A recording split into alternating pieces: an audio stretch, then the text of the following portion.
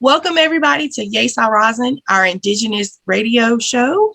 This is Crystal Cavalier Keck and Jason Crazy Bear. And today we have Kimberly Knight, founder of Black Indians NC, and she's here to give us her story about the organization that she founded and the work that she is doing. So welcome, Kim. Oh, thank you for having me, Crystal. I'm so happy to be here. Hello to the listeners. Yeah. So Kim, let's just jump right in. So please tell me about your organization and then things that you have done in the community. And then let's wrap up about the powwow that's happening at the end of was it September? Yeah. No, yes, September. Okay. Yeah, so Black Indians NC, I really was inspired about it like from years ago. I'm talking like maybe 20 years ago. And at that time, I was entering my undergraduate studies in college, and I just didn't have the time to really dedicate to it. And for me growing up, my dad's family is Eastern Band Cherokee, as well as West African from the Ivory Coast. And then it was always wondering, like, what's my mother's side of the family? Because they grew up in Eastern North Carolina. So we were trying to figure out, well, what's going on there? Because they always wanted to research. And when we started researching my mother's family tree and we started finding her Indigenous and African roots there, linked to Tuscarora, Lumbee, and Hallowasaponi, we started to say, okay, this is more information. But for me as a child, I was always connected to my father's side. So I got to go to powwow, dance in powwows. I got this opportunity to really be present in Indigenous communities. And one thing that always stood out was I was typically the only child that physically appeared to be Afro-Indigenous or Black and Native. And so I just kept asking as a child, like, where's the kids that look like me? And, all these things. And then as we fast forward to adulthood, I said, it would be great to have an organization or sense of community to be able to have people that share light ancestry like myself. So we got to those like early 20s and said, yeah, that'll be great. And then fast forward to now approaching 40, 20 years later, 2 years ago, started Black Indians NC as just a Facebook group, and it started growing amazingly. And then next thing you know, I said, oh, this needs to become an actual organization.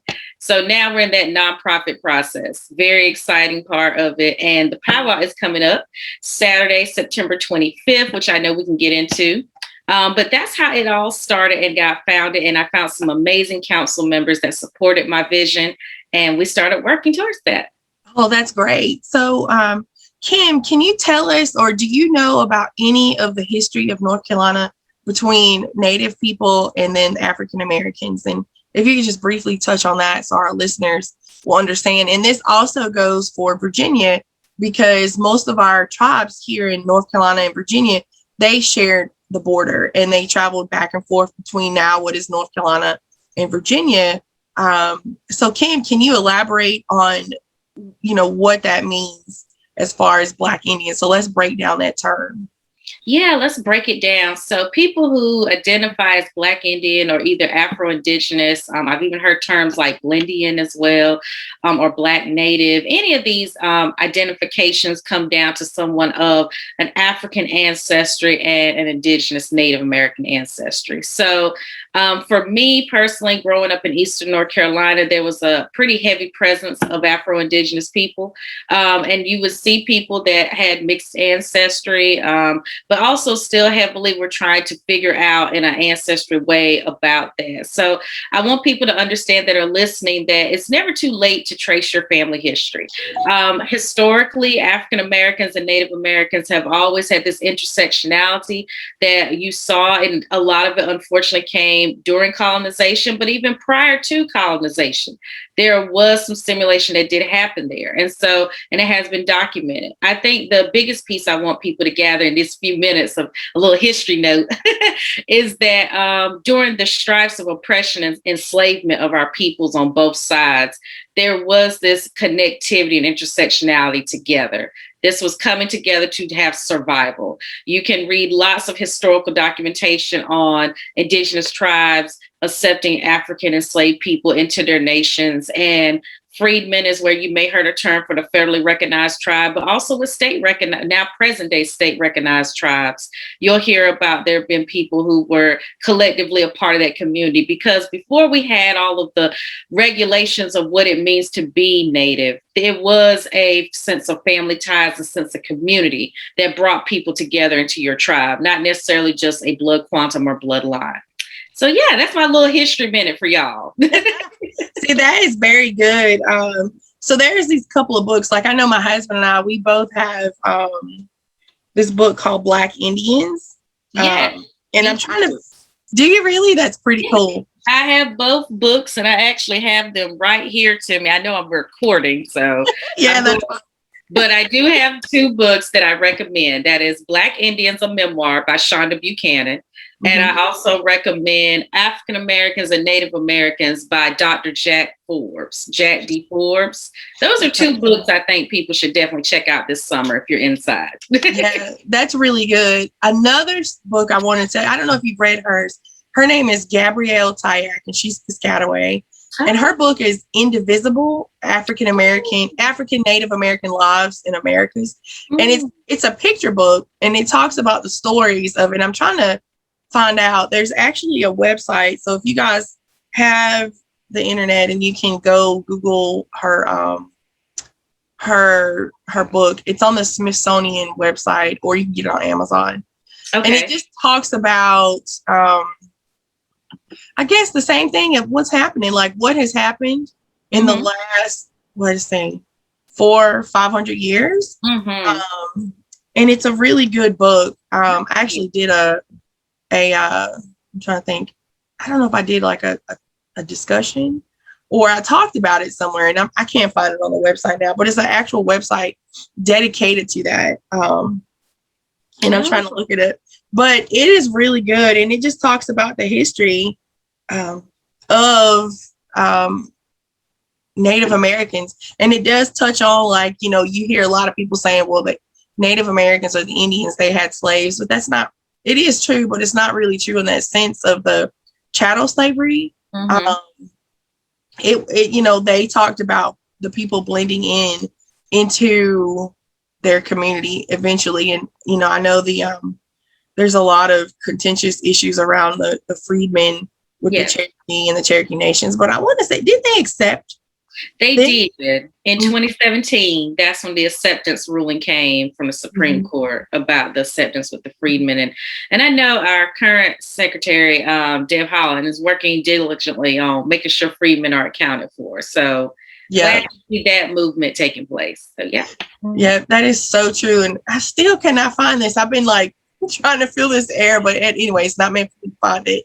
But that's a really good book. And like Kim said, it's not too late to research your ancestry and find out. So like, I know myself, most of my relatives are indigenous. They're Occaneechi, Saponi, and Nasmon, and Tuscarora. That's what I can trace it to. But I also have an African American grandmother. Well, not grandmother, actually, she's like more of my fifth great grandmother on my Florence side.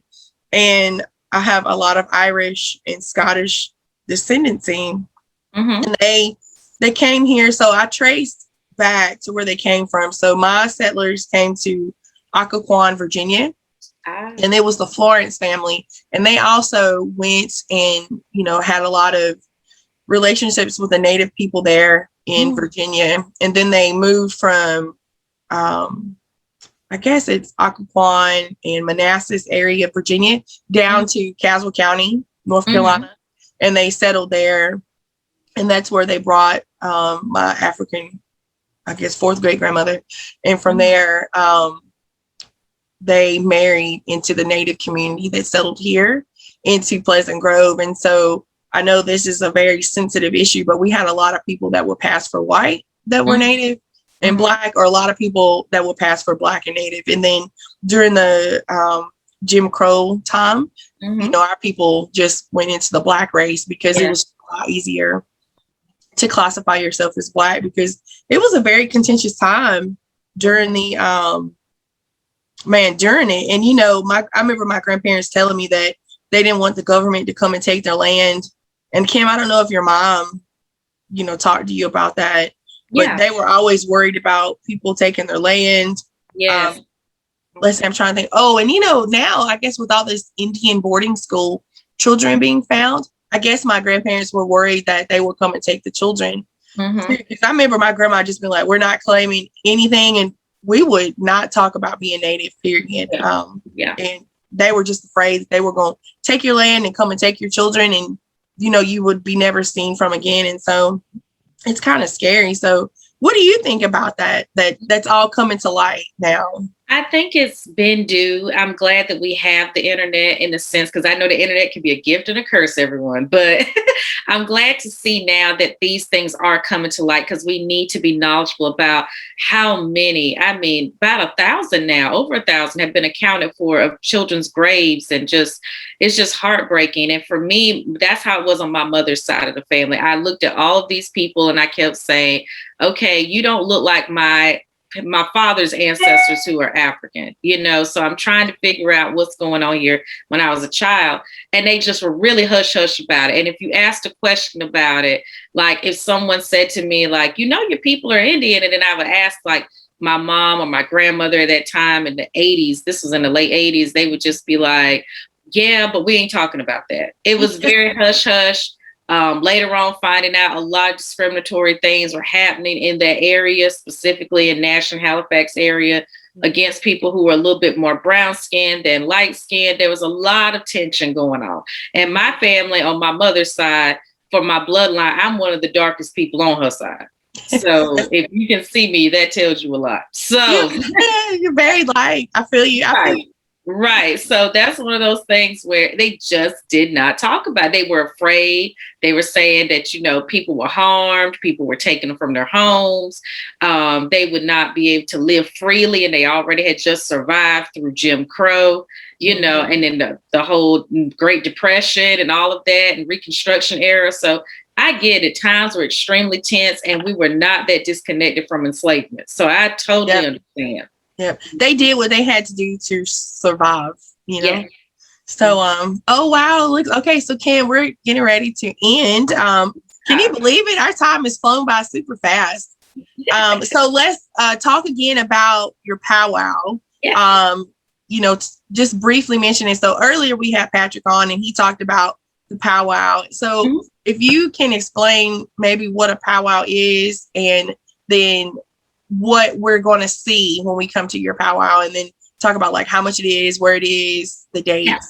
Yeah. Okay, great. So the Black Indians NC 2021 powwow, when we're talking about a powwow in general terms, it has been declared as like a festival style or community gathering of people who are the same shared ancestry of indigenous ancestry. Sometimes you'll see multiple tribes represented at powwows, and you're going to see traditional dance. You're going to see music, drum group music specifically. You're going to see food incorporated into it, because when you're coming now in modern times, we're seeing more so of event planning really going into powwows, where you're seeing the food vendors, the retail vendors you can buy items from or donate to. You're seeing T-shirts. You're seeing people with drum groups. Sometimes it might be one or two groups. You're seeing absolutely beautiful regalias, which is the adornment outfits that you will see people wearing that are sacred. I mean, you'll just see a lot of people coming together. It's almost like a family reunion in my sense, because you get to know people, especially when you go to more powwows, you'll start seeing same people and you'll realize like, oh, hey, it's good to see you. And it's a time where sometimes on the fun side, we like to show off our new beadwork and our new ribbon skirts and our, new regalias that were just made. And I'm really looking forward to seeing everybody's now, since we were quarantined so long. I'm sure some people made some absolutely beautiful regalias and beadwork. So for Black Indians NC Powwow, this is a new concept a little bit. So you're going to see the incorporation of African American and Indigenous culture. So you're going to see Native drum group. You're going to see African drum group. You're going to see people who are of this diverse group of mixed ancestry. You're going to see a lot of people coming to a powwow for the very first time. You're going to see the vendors will be there, the retail vendors, the food vendors, the drum groups, the traditional dance, all those things you will see. Our traditional circle that's made for the dancers to perform in. So you're going to see all of these things for sure. And then you're going to read some history because we're going to have some different exhibits for you to walk by and see that are history about the intersection of African Americans and Native Americans in North Carolina. So those are some things you can look forward to on Saturday, September 25th. I hope you can join us from 10 to 5. It is free, open to the public. It will be at the Southeast Raleigh YMCA, which is located at 1436 Rock Quarry Road in Raleigh. So it's right off of 40 Highway. There will be lots of parking, lots of good times. Like I said, the times on that Saturday, September 25th is 10 to 5. Grand entry, which is when we begin our performance of the dance.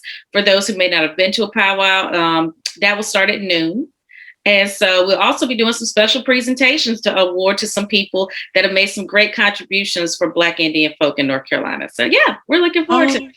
I'm excited. It just gave me chills. I'm so excited. So everybody, if you want to learn more about your Indigenous heritage or your Afro-Indigenous or Black Indian heritage, stop by the Black Indians NC Powwow September 25th from 10 to 5. And remember, grand entry is at 12 and it is free. This is a very good educational experience, a very good social community experience where you will see people that look like you wearing their regalia and embracing their culture. So, Kim, let's watch this documentary that you put together. We'll only listen to a few minutes of it, and then we'll talk about it. So to be Afro-Indigenous to me is the burden or the honor, however you look at it. I'd say I look at it as a little of both, of telling 3 stories.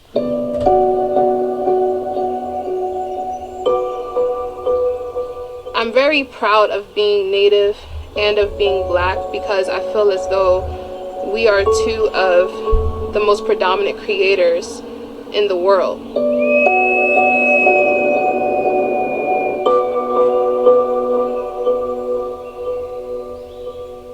For the entirety of the time that my ancestors have lived in this country, my African and my Indigenous ancestors have lived in this country in contact with Western culture, it has tried to destroy them. Walter Pleckler was like the father of eugenics. And right around the 1900s, 1920s, he was reclassifying Native Americans as colored. If the census people came and they found out you were Indian, they would take you out back and shoot you in the head. That was a really great preview of your documentary that's coming up, and I can't wait for it to come out in fall of 2022. It really talks about all of the ins and outs of the Afro-Indigenous or Black and Indian community and how they had to survive. So a story of survival. Okay, Kim. So let's talk about, you want to talk about your documentary? Yes. Oh, I'm so glad you brought it up. Duality, a collection of Afro-Indigenous perspectives. And again, thank you for being a great part of that piece. For our trailer, we're very excited. The documentary is really just showing different perspectives of people who identify as Afro-Indigenous or either have a knowledge base about Black and Native people across the country. So we're going to different states. You're going to get to see a variety of different content and people from different tribal representations or affiliations. So I'm really, really excited about this documentary. I'm excited too. So do you have like a motivation behind the documentary, or do you want to tell us like what it's been like or how long it's going to take and who the partners are that you have with it? Yeah, it's a beautiful story because about a year ago in May 2020, in the height of the pandemic going on, I was on a virtual panel at a Afro American Indian Research Cultural Center based out of Kennesaw State University. And this wonderful person named Stephen Gale, who I'm still good friends with today, he connected me to some panelists. And on this panel, I met Frederick Murphy, a documentarian. And we stayed connected and talked and realized we had shared ancestry. I know this sounds like a cheesy ancestry.com story, but this really happened, everyone. We literally realized we had shared ancestors and DNA matches and all of this.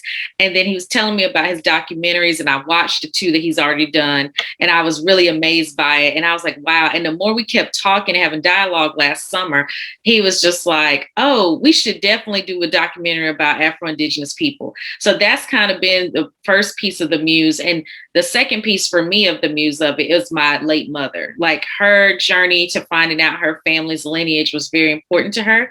And this was like different perspectives of people about their journey as well. So I really was like, oh, this is all going to come together great. So with films, we're looking at it for it to release in fall 2022. So we're still in production right now and still have some filmings going on, but very, very excited about all the great things coming forward with it. So, and you're going to get to see a lot of history as well as present day people's lives as well.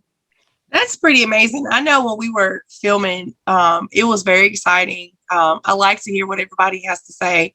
And you filmed the second part. Are you going to have like another trailer that's going to come out? Yes, we are going to have another trailer come out. So that is coming out hopefully next month. You'll get to see a really exciting new trailer that's coming out to give you more representation of people. And we were able to film it at North Carolina Central University, which is my alma mater.